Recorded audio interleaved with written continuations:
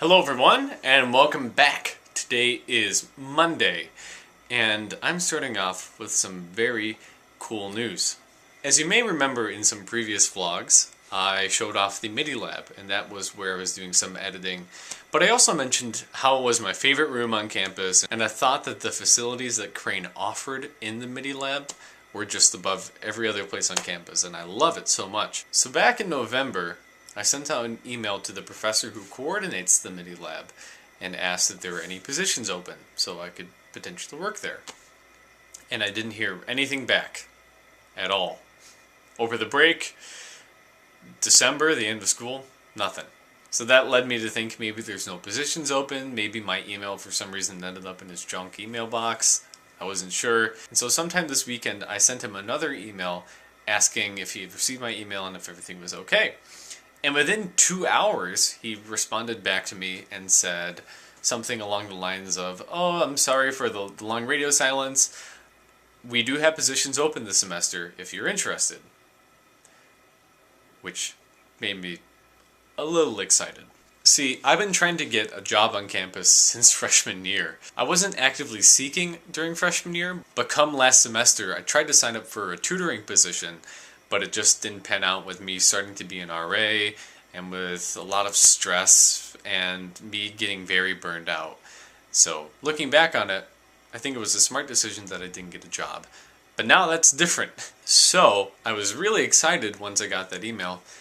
The only stipulation that came with it was he said you need to have federal work study. So flash forward to today, and around noon I went to the financial aid office and just had to ask them, hey, do I have federal work study?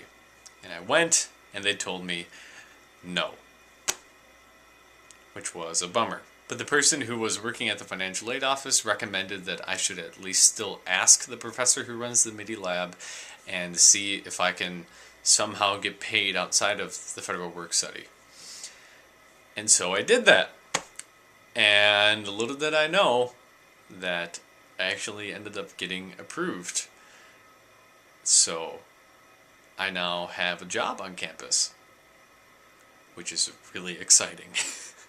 So basically for the past couple hours I've been printing out a bunch of paperwork, and now I have a huge stack worth of stuff that I have to go through, ranging from employment information to direct deposit, all fun stuff. So I'm going to be working on that a little bit tonight, and then definitely a lot of tomorrow, since I'm going to be meeting with him on Wednesday, and I want to have all that paperwork done before I get there.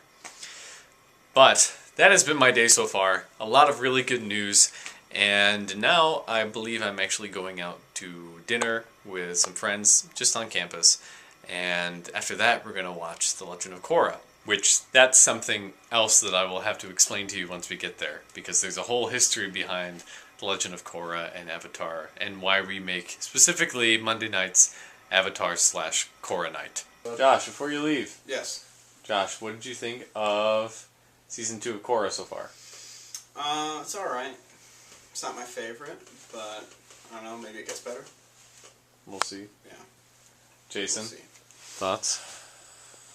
I'm not massively disappointed, but I wish that they put... Alright, good night, everybody. Have a good night, Josh. Good night, Josh. Oh, you can't watch the I game wish that they anymore. put more effort into the writing, just to have a little bit more cohesiveness and a little bit more structure to the story. They have a lot of really good stuff to work with from the first series of Avatar: The Last Airbender, and it seems like I completely respect that they're trying to do something different, but I wish that they stayed a little bit more true to the universe that's already established. Yeah.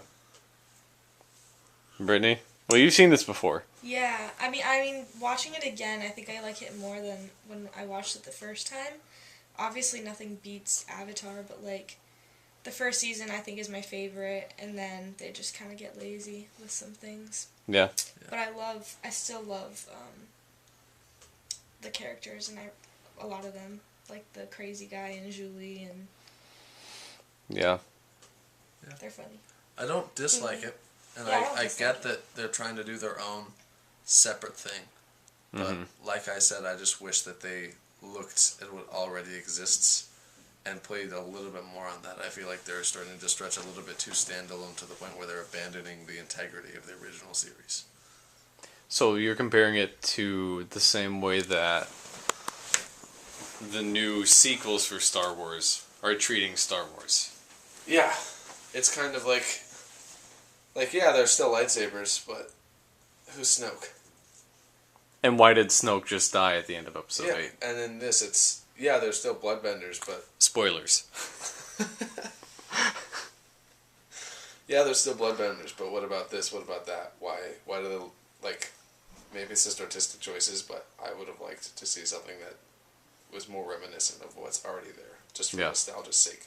Because the only nostalgia you get is like 4 or 5 frames where it's like a picture of Avatar, Aang, and Katara when they were like 20 and had kids. Yeah. I don't know. I'm still a big fan of of Korra. Yeah. It's not like it's Avatar, and it's not trying to be Avatar. It's trying to be more mature. Like, they're talking about terrorism right now. Yeah. Which, like, you could not talk about that during Avatar, and I think it's cool that there's a show that, like, kids grew up with that is now kind of taking more serious tones, because I think that that's important on the part of, like, just writing in general and authors is to talk about issues like that and present them in a digestible way. Yeah. I think that there's some more, like, nostalgia, too. Just, like, seeing old characters and seeing how they've developed from, like, past things.